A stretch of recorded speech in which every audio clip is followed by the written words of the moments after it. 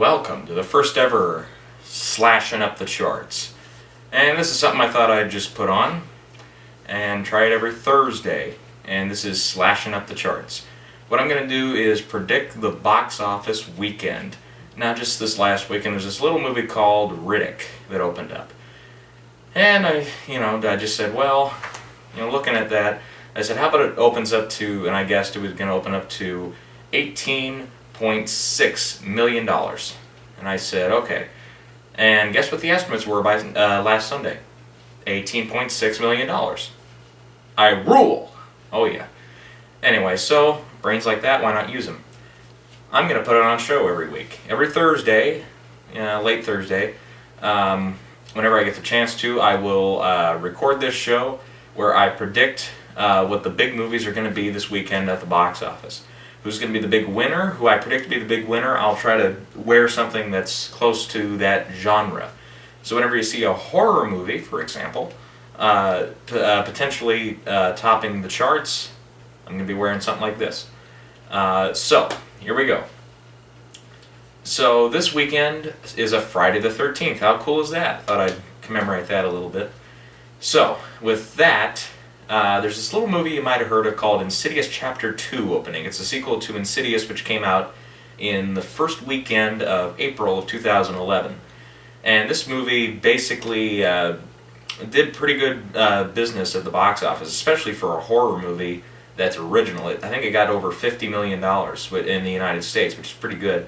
Opening weekend was about $13 million. Ooh, this one opens Friday the 13th. It's destiny, right? Well, the film doesn't have a whole lot of major stars, neither did the original, and when it comes to sequels, particularly in horror franchises, we see it's a coin flip as far as is it going to be a big opening or small opening. Just this last summer we saw, The Conjuring, a movie I was going to, I haven't seen, but I'm interested in seeing, definitely. But to tell you, I thought the trailer sucked. I thought, oh wow, why waste your money on that? And then it came out with positive, explodingly good reviews, and then it made $135 million at the box office. So I would have never predicted that. So that's enough for me to say, well, I'll give it a shot. But I still think the trailer was just not that great. And Insidious Chapter 2, what I've seen of it, I haven't sat down and watched a whole trailer for it. I've seen commercials, ads for it. It looks more along the lines of The Conjuring, which I thought didn't look good, and then it got good success. Insidious is kind of a little bit of that. But when we see these franchises, especially in horror, they've been known to open higher and then gain overall less money. And this goes all the way back even to the 80s, like Halloween 2, and the Friday the 13th Part 2, and Nightmare on Elm Street Part 2, even Texas Chainsaw Massacre Part 2. I think Child's Play 2 had the same thing. What was it? Hellraiser 2, or whatever the sequel to that was. The same story. Most of the time, these little horror movies that get a sequel, usually the sequel, because the news is out and because of the sequel effect, they open bigger and they gain overall less. And this is not just true for horror. This is true for a lot of genres, actually. One of the best examples, I think, from this last summer was the second Star Trek movie. Except that one just didn't even open as big as the original. Another close example, Red 2 didn't open quite as high, and it didn't get as much money. And there's other good examples out there. But anyways, as far as horror movies go, Conjuring was a surprise. I think Insidious 2, I've seen predictions all over the road for this. I think I saw one site was predicting a $40+ million opening. Another site was predicting overall still pretty good numbers. I think they had theirs a little bit lower than what I'm going to put it. They had theirs at 23 million, and then one site I'm going to particularly go out to and say that their prediction is, because most of the time they're actually pretty close, is Box Office Mojo. And I like to go to them just to see what their weekend numbers are going to be every week. And they predict 32 million, I think. Anyways, so I think it's going to be a little bit lower than that. My prediction is 26.7 million. I think it's going to definitely open in the top spot. I mean, the other movie opening up this weekend is called The Family. and that's not going to get. I don't think that's going to get anywhere near the buzz that it's been hoping for. And especially with horror movies like this, you can expect at least doubling the opening of the first movie, which was 13 point something, 2, 3 was low $1,000,000. So I'm going to lowball it a little bit compared to others. I'm going to say 26.7 million. So with that, I think that's Insidious 2, Chapter 2, I should say. The reviews, and when I talk about critic reviews, the number one site I go to always is going to be Rotten Tomatoes. They get theirs.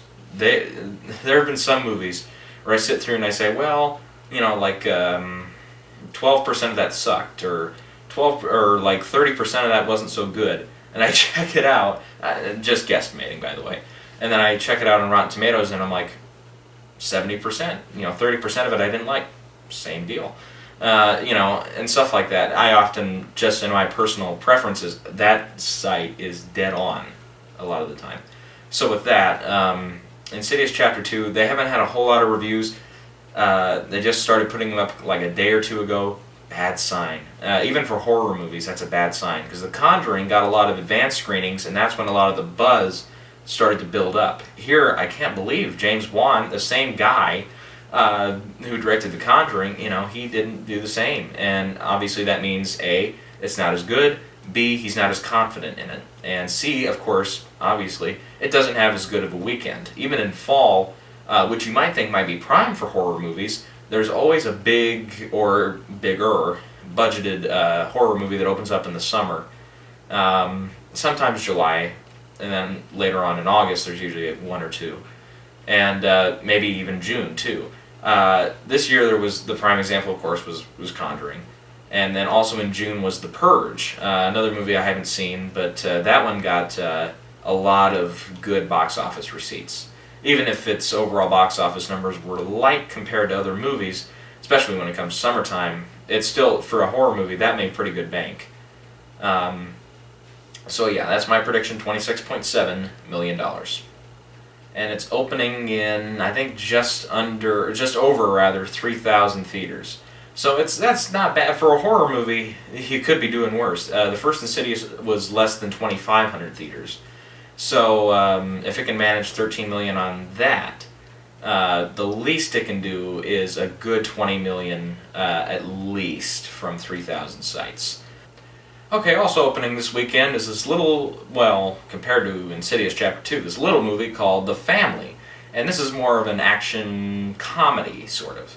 It's directed by Luke Benson, who's kind of had this, when it comes to action movies, he's had a really, especially when it comes to just pure action, uneven career.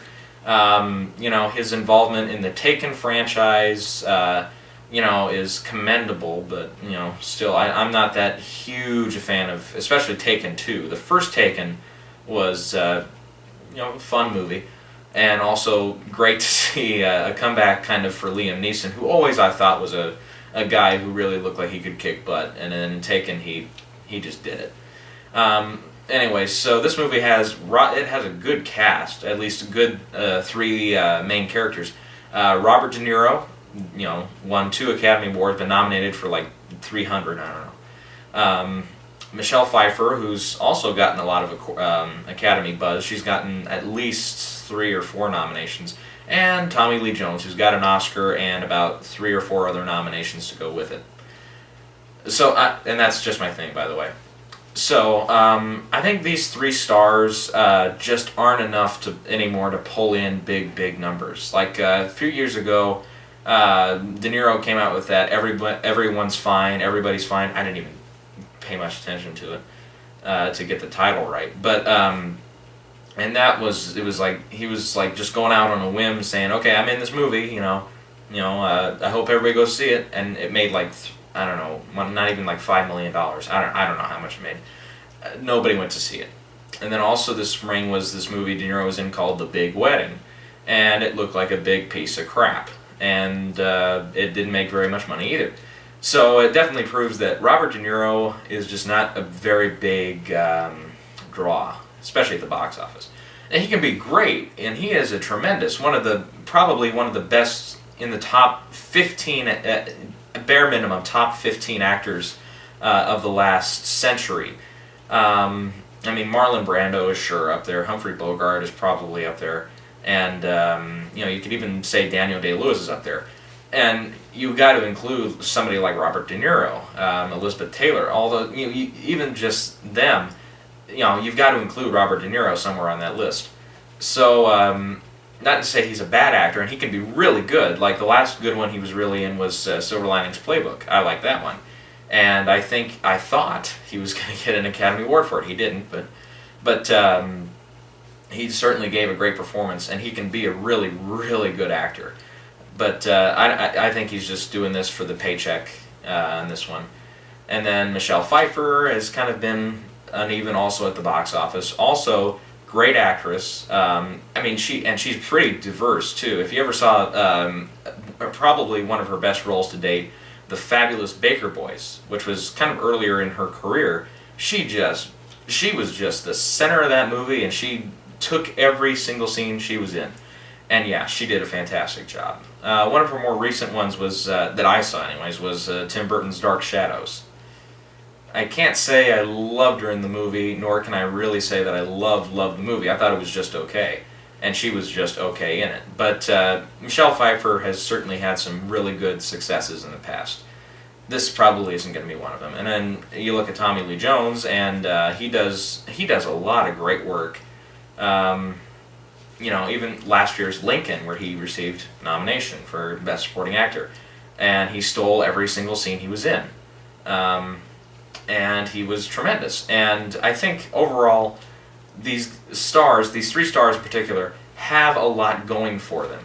And especially in a movie like this, you'd think, that's a good cast, a well-rounded out cast, great actors.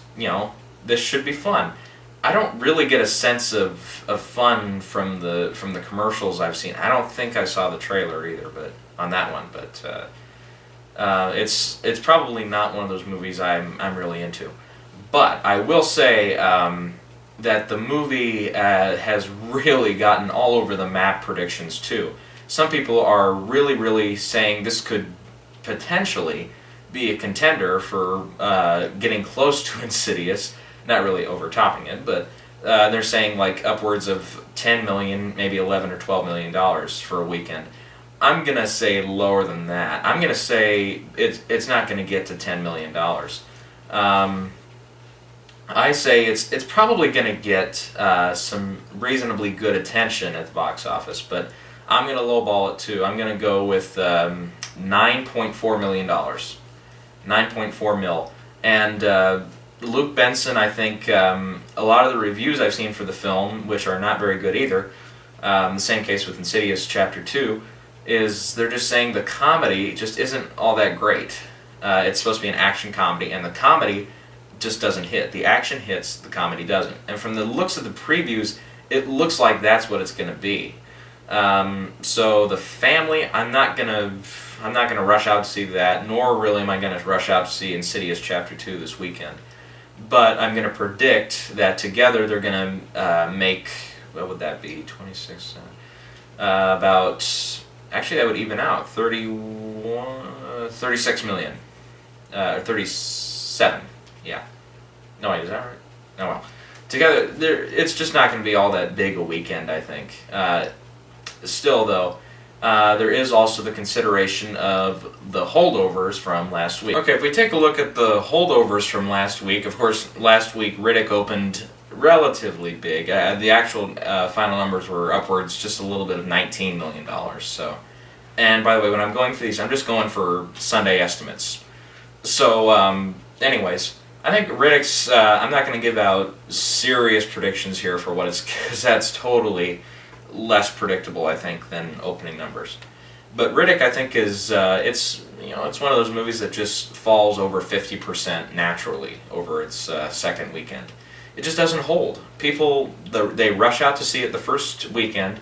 They don't come back unless they really dig it. And I think Riddick's, it's not really getting digged extremely well. Vin Diesel is, he's certainly a nameable star. He's starting to pick up the box office charisma, especially now that his last two Fast and Furious movies have taken off at the box office. And not to make a huge pun, but left everybody else in the dust. But I will say that Riddick, I think, it opened, I think, relatively less than what people were hoping for. I think they were hoping for like a $20+ million opening, didn't quite reach it. So I think it's only going to get maybe $50 million by the end of its run. Still, though, I think it's definitely aimable for it to get possibly second place. If it holds a little bit better than it should, then yeah, it's got second place in the bag. So I think it's, personally, I think it's going to go like this. I think it's going to go number 1 Insidious, Chapter 2, and then it's going to be The Family, barely edging out Riddick for second place. Riddick's going to get third.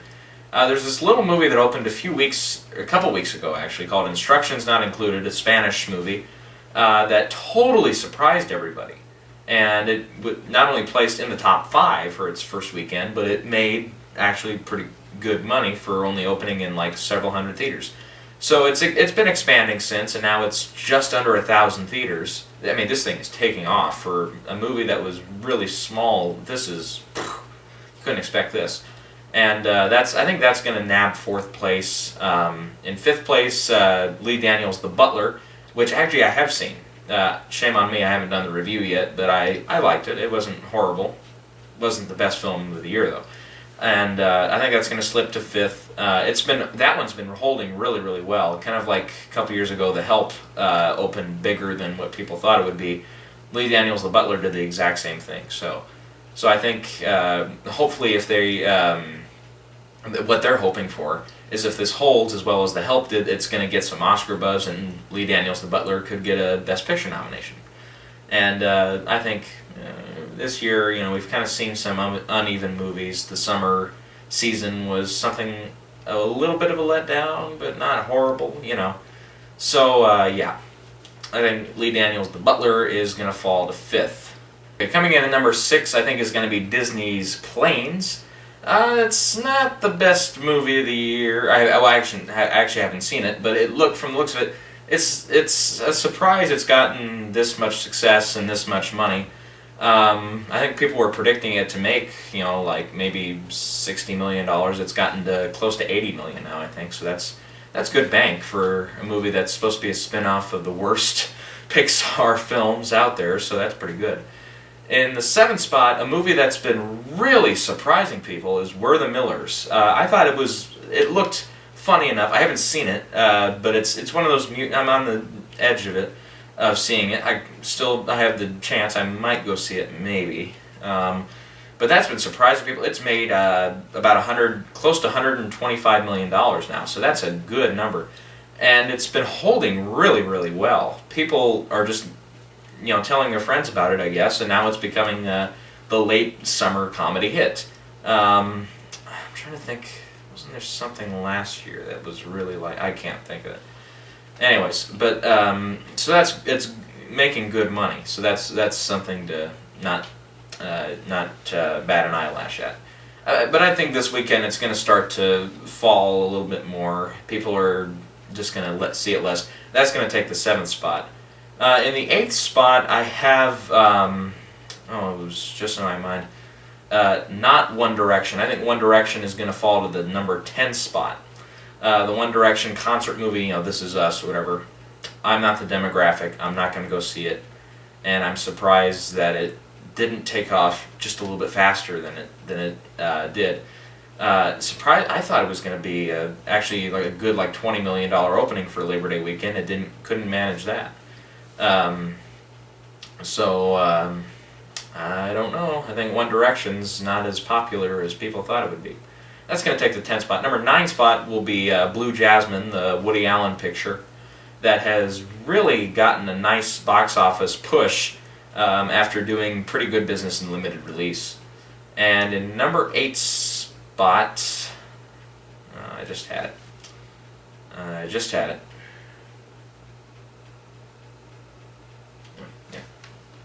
And then in the number 8 spot, I think we're going to see Matt Damon's Elysium. From who's in it? Jodie Foster's in it too. Neil Blomkamp, I think is how you pronounce it. From District 9. I liked District 9 a whole lot. Maybe I haven't seen that one, but maybe that it's been doing good business, not as high as people thought it would do as well, but certainly it's gotten nothing that you can't shake a stick at, you know. It's gotten good money. So I think that's going to fall to the number 8 spot. So there you go. We're going to run them down again, starting number 10. Number 10 is going to be One Direction.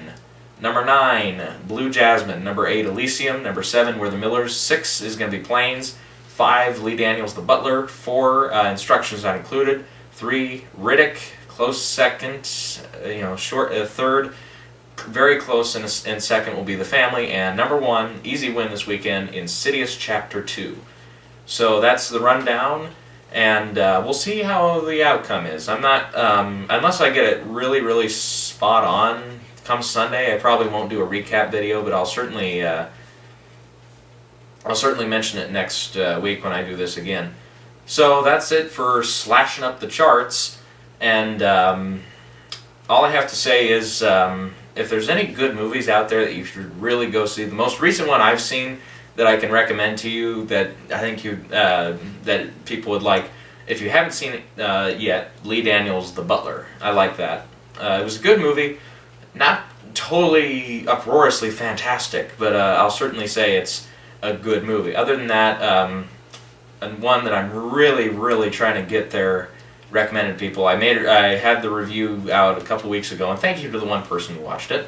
The Spectacular Now. That's starting to get a little bit more. When I did the review, it was only in like 100 and some theaters. Now it's into 400 some, and maybe even a few more. The counts aren't in yet that I can look at. Anyways, so I think it's in.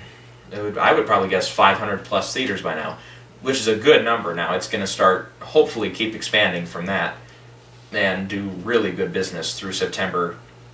And God willing, crossing the fingers that it's going to get a little bit of an Oscar campaign and make enough money to tell the studio, yeah, people are going out to see this and they want to see it on the Oscar list. I want to, because I think it's not only the best movie of this year, it's in retrospect, it's starting to look better than Argo.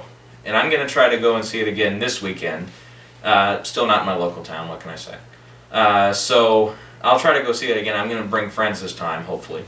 And yeah, have some more fun watching that again. So I recommend those two. If you're looking for an alternative movie that maybe you haven't seen yet, Spectacular Now is definitely your choice. If there's a movie that's around that you've wanted to see but you just haven't seen yet, Lee Daniels' The Butler.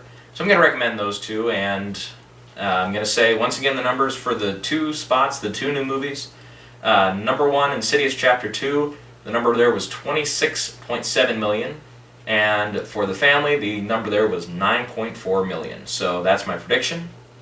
And adieu.